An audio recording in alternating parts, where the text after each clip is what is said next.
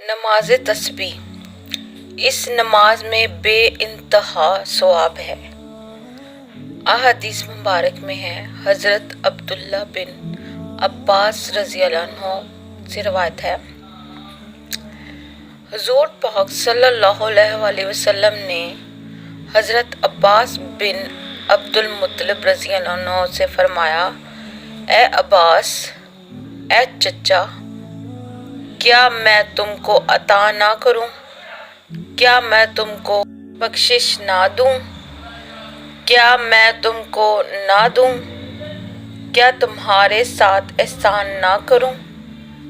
10 خصلتیں ہیں کہ جب تم کرو تو اللہ تعالیٰ تمہارا گناہ بخش دے گا، اگلا اور پچھلا، نیا اور پرانا، اور جو بھول کر کیا یا عمدن یا کیا ہوا، چھوٹا اور بڑا، پوشیدہ اور ظاہر۔